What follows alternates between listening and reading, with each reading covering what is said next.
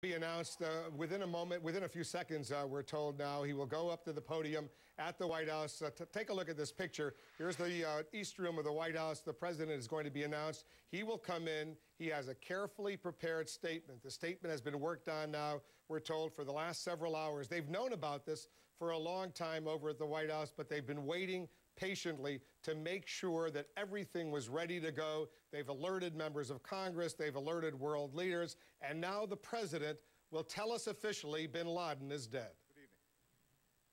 Tonight, I can report to the American people and to the world that the United States has conducted an operation that killed Osama bin Laden, the leader of al-Qaeda, and a terrorist who's responsible for the murder of thousands of innocent men, women, and children. It was nearly 10 years ago that a bright September day was darkened by the worst attack on the American people in our history. The images of 9/11 are seared into our national memory. Hijacked planes cutting through a cloudless September sky, the Twin Towers collapsing to the ground, black smoke billowing up from the Pentagon, the wreckage of Flight 93 in Shanksville, Pennsylvania, where the actions of heroic citizens saved even more heartbreak and destruction. And yet we know that the worst images are those that were unseen to the world. The empty seat at the dinner table, children who were forced to grow up without their mother or their father, parents who would never know the feeling of their child's embrace, nearly 3,000 citizens taken from us, leaving a gaping hole in our hearts. On September 11th, 2001, in our time of grief, the American people came together. We offered our neighbors a hand, and we offered the wounded our blood. We reaffirmed our ties to each other and our love of community and country. On that day, no matter where we came from, what God we prayed to, or what race or ethnicity we were united as one American family. We were also united in our resolve to protect our nation and to bring those who committed this vicious attack to justice. We quickly learned that the 9/11 attacks were carried out by al-Qaeda, an organization headed by Osama bin Laden, which had openly declared war on the United States and was committed to killing innocents in our country and around the globe. And so we went to war against al-Qaeda to protect our citizens, our friends, and our allies. Over the last 10 years, thanks to the tireless and heroic work of our military and our counterterrorism professionals, we've made great strides in that effort.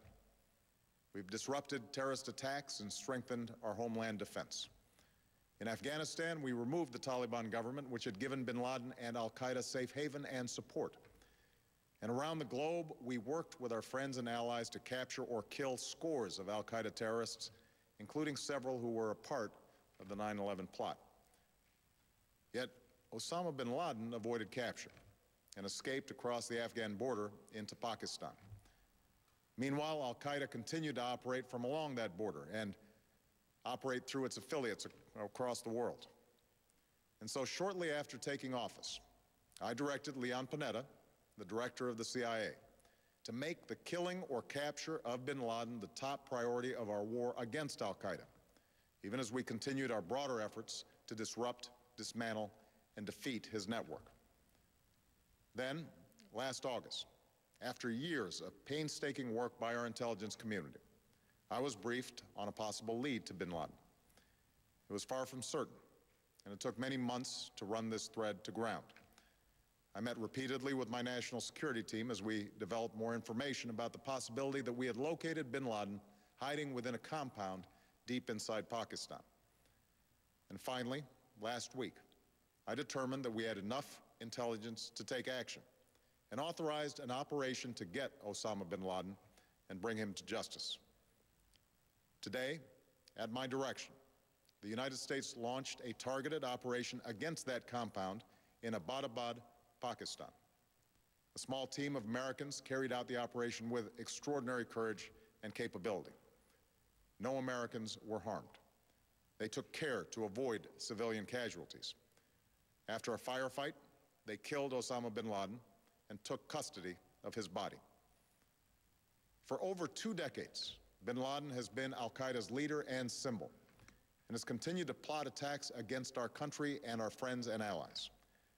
The death of bin Laden marks the most significant achievement to date in our nation's effort to defeat al-Qaeda. Yet his death does not mark the end of our effort. There's no doubt that al-Qaeda will continue to pursue attacks against us. We must and we will remain vigilant at home and abroad. As we do, we must also reaffirm that the United States is not and never will be at war with Islam. I've made clear, just as President Bush did shortly after 9/11, that our war is not against Islam. Bin Laden was not a Muslim leader. He was a mass murderer of Muslims. Indeed, al-Qaeda has slaughtered scores of Muslims in many countries, including our own. So his demise should be welcomed by all who believe in peace and human dignity. Over the years, I've repeatedly made clear that we would take action within Pakistan if we knew where bin Laden was. That is what we've done. But it's important to note that our counterterrorism cooperation with Pakistan helped lead us to bin Laden and the compound where he was hiding. Indeed, bin Laden had declared war against Pakistan as well and ordered attacks against the Pakistani people. Tonight, I called President Zardari, and my team has also spoken with their Pakistani counterparts. They agree that this is a good and historic day for both of our nations. And going forward, it is essential that Pakistan continue to join us in the fight against al-Qaeda and its affiliates. The American people did not choose this fight. It came to our shores and started with the senseless slaughter of our citizens. After nearly 10 years of service, struggle, and sacrifice, we know well the costs of war. These efforts weigh on me every time I, as Commander-in-Chief, have to sign a letter to a family that has lost a loved one, or look into the eyes of a service member who's been gravely wounded.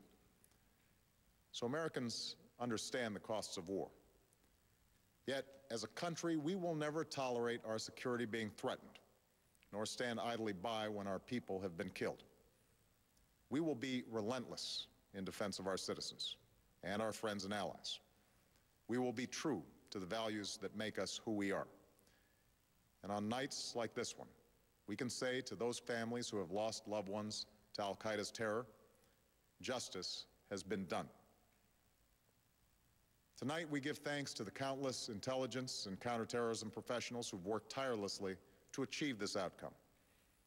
The American people do not see their work, nor know their names, but tonight they feel the satisfaction of their work and the result of their pursuit of justice. We give thanks for the men who carried out this operation, for they exemplify the professionalism, patriotism, and unparalleled courage of those who serve our country. And they are part of a generation that has borne the heaviest share of the burden since that September day. Finally, let me say to the families who lost loved ones on 9/11 that we have never forgotten your loss, nor wavered in our commitment to see that we do whatever it takes to prevent another attack on our shores. And tonight, let us think back to the sense of unity that prevailed on 9/11. I know that it has at times frayed, yet today's achievement is a testament to the greatness of our country and the determination of the American people. The cause of securing our country is not complete, but tonight we are once again reminded that America can do whatever we set our mind to. That is the story of our history. Whether it's the pursuit of prosperity for our people or the struggle for equality for all our citizens, our commitment to stand up for our values abroad, and our sacrifices to make the world a safer place. Let us remember that we can do these things not just because of wealth or power, but because of who we are. One nation, under God, indivisible, with liberty and justice for all. Thank you. May God bless you. And may God bless the United States of America.